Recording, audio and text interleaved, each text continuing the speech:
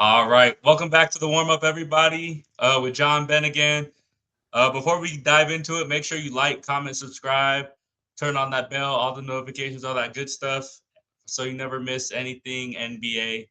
Today, we're starting our season outlooks for the year, starting off with the New Orleans Pelicans, who made a multitude of questionable decisions and have probably one of the most confusing rosters in the NBA. Yeah, welcome back, Ben. Yes, sir. Good to be back. It's been a long time, but yeah, ready to dive into this. New Orleans is obviously a very interesting team, trying to work things out with Zion, and he lost like darn near A lot 30, of 40 weight. pounds. So Yeah. yeah, interested to dive into this. We can go ahead and first start off with take a look at their roster and just kind of see the additions that they made this offseason. So we're looking at it. Obviously, you got Zion, DeJounte Murray, and Trey and Herb are also back. Um, the biggest one, obviously, was Jordan Poole, getting him from Washington in Mhm. that deal. Very unexpected, but could be a big pickup for them. What are your thoughts on that, Ja?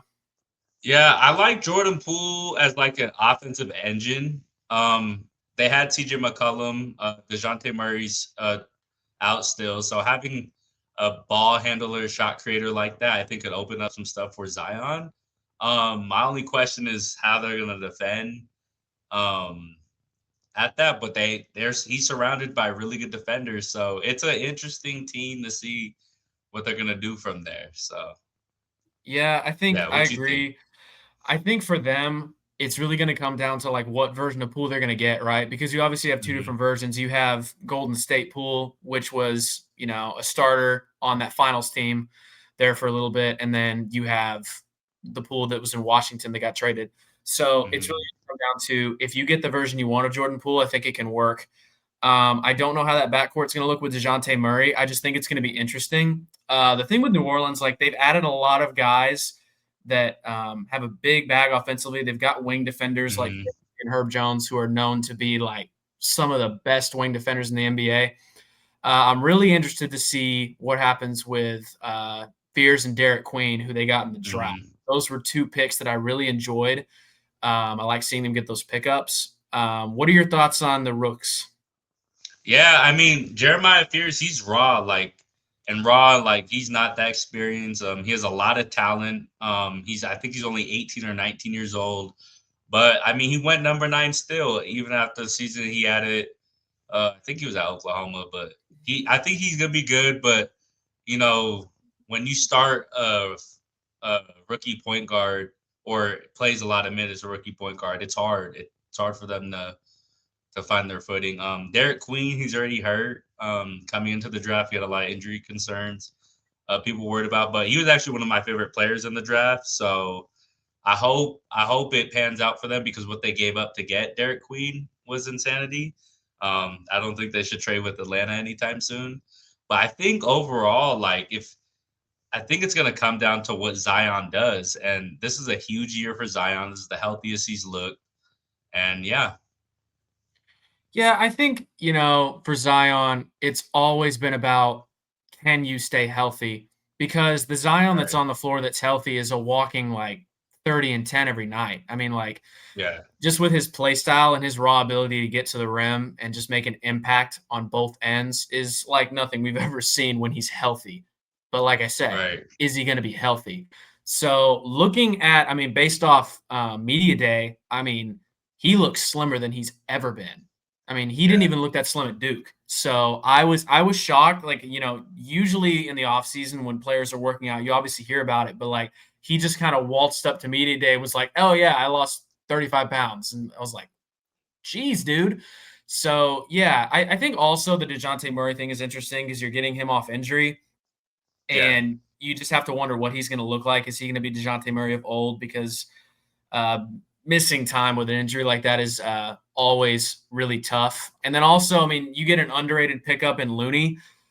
He can bring you value. You got Sadiq Bey. Jordan Hawkins off the bench has been really nice. And then you've got Grand Theft Alvarado to go in there and get it done on both ends.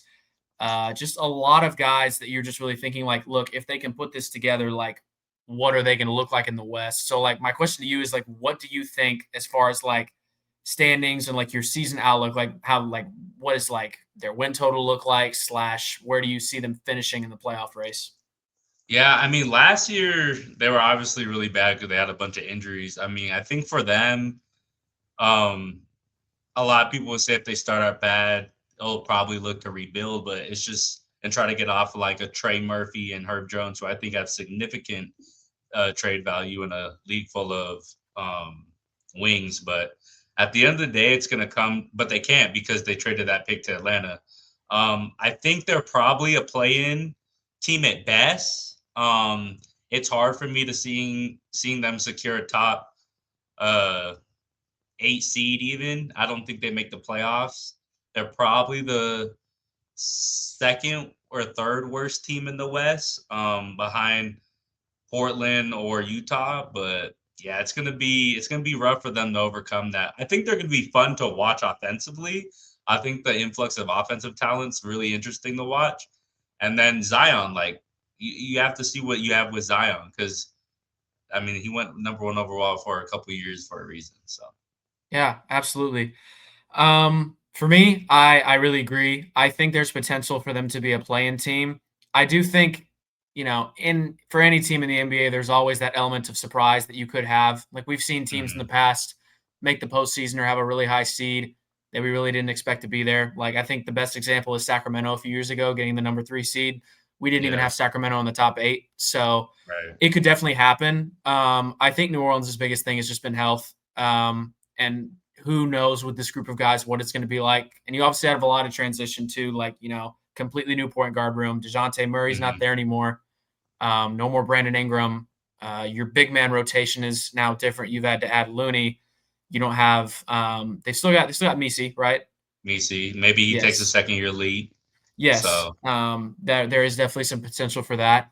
I would probably say fringe play-in team. They could sneak in, make some noise if they're able to stay healthy. I'm genuinely interested to see like, okay, how far can this team leap?